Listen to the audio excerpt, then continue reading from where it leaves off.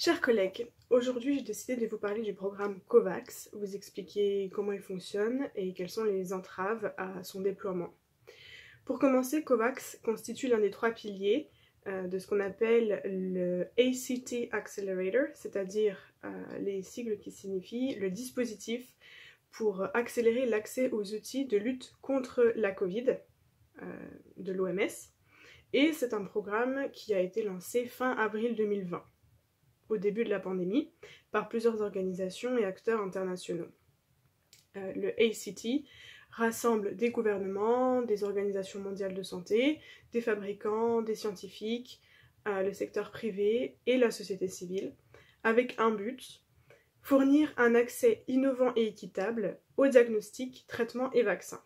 Donc COVAX couvre plutôt ce dernier aspect, les vaccins, afin de garantir une distribution équitable de ces vaccins dans le monde. Et à ce jour, 191 États sont impliqués dans le programme. COVAX agit comme une plateforme de soutien à la recherche, au développement, mais aussi à la fabrication d'une large gamme de candidats vaccins. Et COVAX essaie également de négocier leur prix. L'objectif, c'est l'acquisition de 2 milliards de doses d'ici fin 2021. Et notamment pour les 92 pays à revenus faibles ou intermédiaires que ce programme vise. Et pour cela, il y a un mécanisme de financement et de dons pour récolter cet argent. De plus, un stock de 5% du nombre total de doses va être mis de côté pour avoir une réserve en cas de flambée épidémique grave. En 2020, 2 milliards de dollars, soit 1,65 milliard d'euros, ont été levés pour financer COVAX. Mais d'après l'OMS, il faudra 5 milliards de dollars supplémentaires pour le mener à bien. À titre indicatif, l'Européenne a participé à hauteur de 850 millions d'euros et les États-Unis ont versé 2 milliards de dollars. Alors pourquoi est-ce que ce programme est indispensable dans la lutte contre la pandémie ? Je ne vous apprends rien, cette pandémie a été une pandémie mondiale qui n'a épargné aucun pays ou qui en a épargné très peu. Et elle ne prendra fin que si tous les pays parviennent à la juguler et vacciner sa population. Si la mondialisation a participé à la diffusion du virus, c'est également la mondialisation des vaccins qui permettra d'y mettre un terme. Donc il faut absolument que tous les pays puissent avoir accès aux vaccins pour pouvoir contrôler l'épidémie. D'ailleurs, à la mi-avril, le patron de l'OMS, Tedros Adhanom Ghebreyesus, avait donné ces statistiques choc. C'est que dans les pays riches, 1 personne sur 5 est vaccinée, et dans les pays pauvres, c'est 1 personne sur 500. Donc c'est une statistique qui personnellement me fait froid dans le dos. Et l'objectif initial, c'était de vacciner 20% de la population dans les pays pauvres d'ici mai 2021. Et pour parvenir à cet objectif, il a manqué 140 millions de doses au mois de mai, et il en manquera encore 50 millions en juin.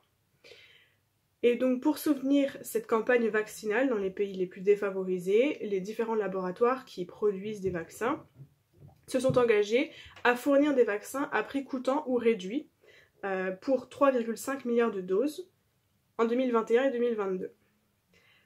Cette année, il y aura 1,3 milliard de doses de livrées et le reste sera livré en 2022.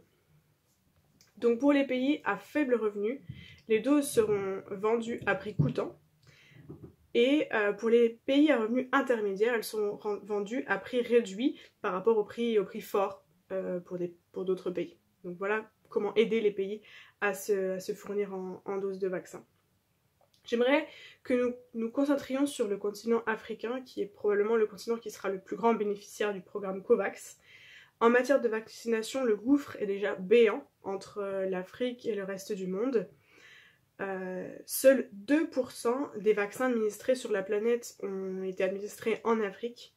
Et si l'on prend la population africaine, seul 1,3% a reçu une première dose du vaccin. Et cet écart risque encore de se creuser avec la suspension des exportations du vaccin AstraZeneca par l'Inde, qui est l'un des premiers fabricants des sérums qui se trouvent dans les vaccins. et qui, en raison de la flambée épidémique actuelle, a décidé de garder les doses plutôt que de les exporter. D'ailleurs, en Inde, certains fournisseurs prévoient une reprise des livraisons d'ici la fin de l'année, qui est vraiment tardif, et qui pourrait mettre en péril tout le schéma de distribution des vaccins pour les pays les plus pauvres. Donc ça fait partie d'une des entraves au bon déploiement du programme, mais ce n'est pas le seul, puisque l'objectif était de livrer 500 millions de doses d'ici la fin du premier semestre 2021, donc ce mois-ci, et comme je vous le disais, les livraisons ont déjà du retard, partiellement à cause de la flambée épidémique en Inde, qui garde les vaccins pour eux, et aussi parce que certains pays riches ont choisi de s'approvisionner directement en vaccins plutôt que de passer par COVAX, de prendre un petit chemin détourné, on va dire, et ce pour répondre à la pression de leur population. Et donc ils veulent sécuriser leurs besoins, achètent énormément, éventuellement ils ont du surplus, et ça va totalement à l'encontre de l'objectif de COVAX, qui est de garantir un accès égal aux vaccins dès leur mise sur le marché. Donc finalement, si les pays riches achètent énormément de vaccins, ça peut créer une pénurie, et ce sont les pays les plus défavorisés qui en paient le prix. Et donc pour revenir sur le continent africain, je vais vous raconter pourquoi ce programme a du mal à s'implanter. Alors certains pays ont bel et bien reçu les doses prévues par le programme COVAX, mais ils n'arrivent pas à les administrer à leur population, et c'est une situation qui se complique puisque la date de péremption en quelque sorte des doses approche. Prenons l'exemple du Malawi qui avait provoqué la stupéfaction en détruisant 16 000 doses du vaccin faute de bras à qui l'administrer. Le Soudan du Sud a également détruit 60 000 doses pour la même raison. Le pays en a détruit mais en a également restitué. Le pays avait reçu à peu près 130 000 doses de la part de COVAX, mais ils ne seront pas en mesure de les administrer avant la date d'expiration. Et donc le pays va restituer à peu près la moitié du stock pour ne pas les gâcher. Et il leur restera environ 50 000 doses qu'ils espèrent pouvoir administrer avant leur date d'expiration, à savoir le 16 juillet.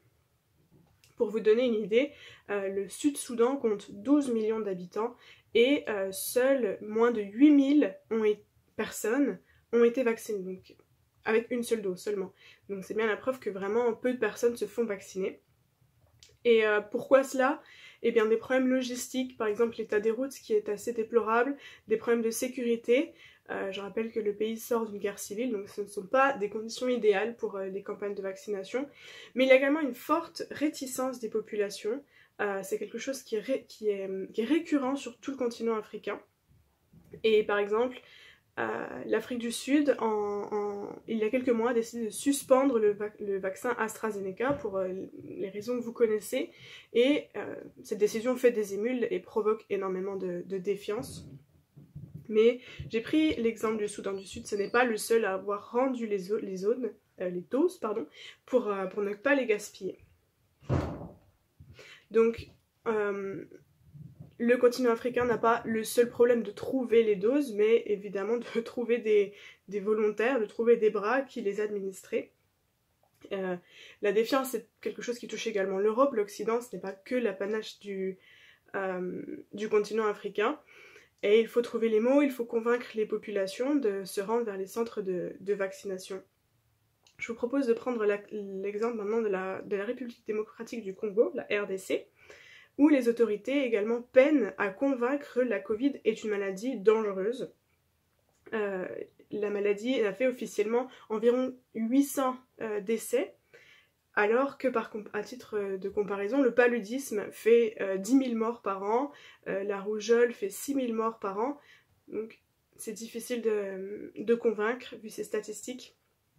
De plus, d'après les chiffres de l'OMS, sur le continent, à peine 5 millions de personnes ont été contaminées par la Covid depuis le début de la pandémie. C'est moins qu'en France par exemple, sur tout le continent. Et début mai, le recensement comptait environ 120 000 décès liés à la Covid et la moitié se situait en Afrique du Sud, qui est le pays le plus touché. Donc on a un petit peu cette idée que la Covid c'est une maladie de blancs qui épargne relativement le continent, d'autant que c'est une population qui est relativement jeune, et ce n'est pas forcément les jeunes qui ont le plus souffert de la Covid. Donc beaucoup ne voient pas spécialement le danger. Et donc le bureau Afrique de l'OMS appelle les États à prendre toutes les mesures nécessaires pour la communication, en passant par des églises, par des associations de jeunes, de femmes, pour que les messages soient transmis par des personnes auxquelles les populations ont confiance, parce que parfois ce n'est pas le cas dans des pays en situation de conflit ou après un conflit. Si les populations se méfient des autorités, elles ne vont absolument pas faire confiance à la campagne de vaccination. Donc voilà quelques entraves au bon déploiement de COVAX. Et une autre question qui a été à peu près sur toutes les lèvres depuis décembre, c'est où trouver les doses. Le directeur général de l'OMS, le Dr Ghebreyesus, avait notamment appelé des pays à renoncer à vacciner les enfants et les adolescents contre la Covid et ensuite redistribuer ces doses ainsi libérées au système COVAX. On sait que la FDA aux États-Unis ont autorisé la vaccination des adolescents, l'Agence européenne du médicament a fait de même, et donc une des solutions, comme ce ne sont pas les publics qui sont le plus malades ou qui ne font pas de maladies graves, qui n'ont pas de complications liées à la Covid, ce serait de ne pas vacciner ces populations-là et d'utiliser ces doses pour les adultes ou les populations vulnérables dans d'autres pays. Une autre manière de trouver des doses, eh bien, c'est de redistribuer les excédents de pays bénéficiaires qui n'ont pas réussi à les injecter. Comme je vous le disais, la RDC fait partie des pays qui ont dû renoncer à un certain nombre de doses et les restituer. Ils ont restitué plus d'1 million de doses et eh bien, ces doses ne sont pas jetées à la poubelle évidemment, elles ont été redonnées à d'autres pays voisins. Par exemple la Centrafrique, le Sénégal, le Togo ou le Ghana.